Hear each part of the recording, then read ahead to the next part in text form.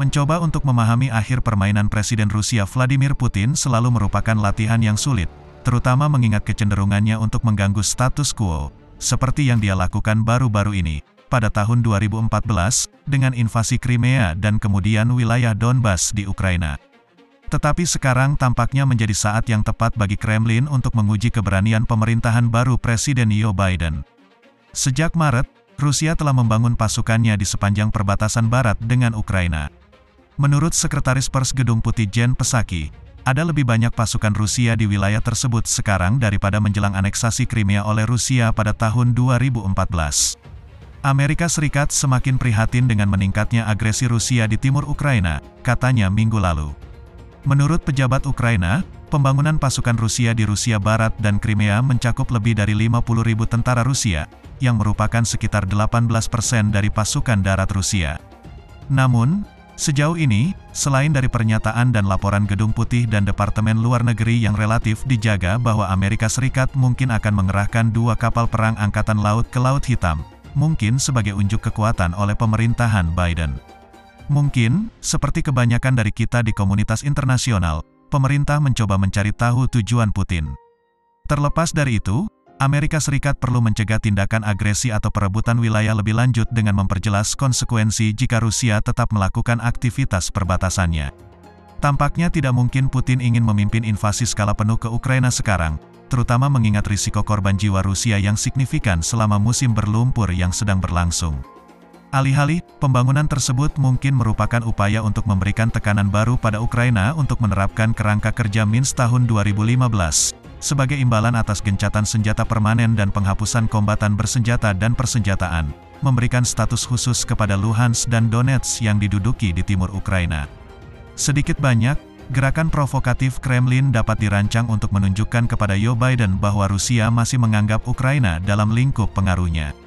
Dengan pemerintahan Biden yang masih memetakan postur kebijakan luar negerinya, Putin mungkin melihat ini sebagai waktu yang tepat untuk menetapkan batas, secara politik dan militer, untuk 4 tahun ke depan.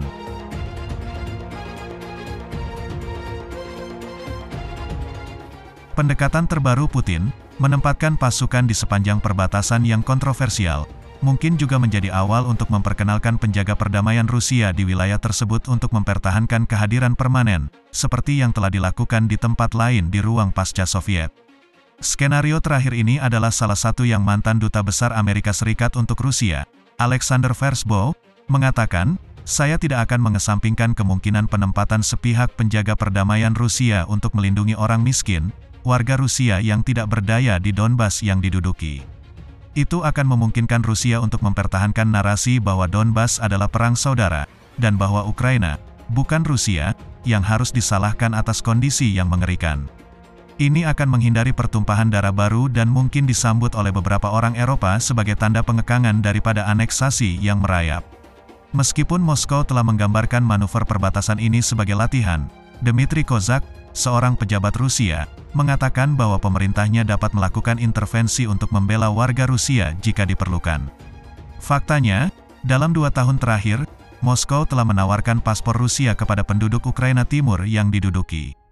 Karena ketegangan tetap tinggi, Ukraina telah meningkatkan upaya diplomatik, menjangkau sekutu untuk mendapatkan dukungan. Selama akhir pekan, Presiden Ukraina Volodymyr Zelensky bertemu di Istanbul dengan Presiden Turki Recep Tayyip Erdogan di mana dia menerima jaminan bahwa negara itu akan mendukung integritas teritorial Ukraina. Dan dalam apa yang mungkin bukan permulaan, Zelensky mengulangi permohonannya kepada Barat untuk memberikan negaranya segera menjadi anggota NATO.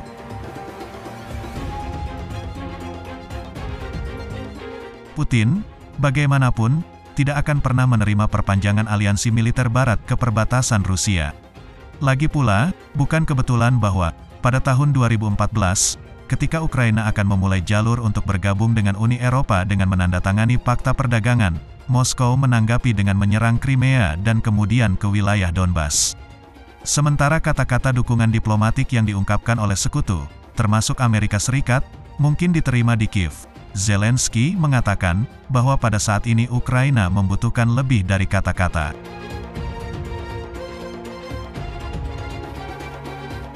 Amerika Serikat sepertinya tidak akan duduk diam dan menyaksikan perjuangan Zelensky.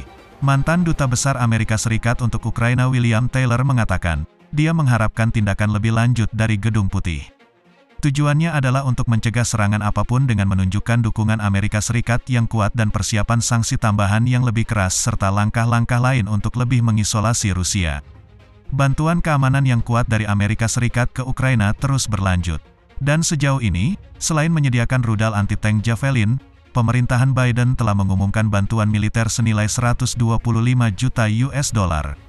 Tetapi apakah sanksi lebih lanjut, pada negara yang sudah diberi sanksi berat, berdampak besar pada Putin? Tidak banyak, kecuali mereka memasukkan tindakan sekeras mungkin yang membatasi kemampuan oligarki di lingkaran langsung Putin untuk melakukan transaksi keuangan, properti, dan lainnya di luar negeri. Dan sejujurnya, tidak ada yang kurang dari langkah terkoordinasi multinegara yang akan mencakup Inggris, lokasi investasi favorit bagi oligarki Rusia, kemungkinan akan memengaruhi pendekatan Putin ke Ukraina.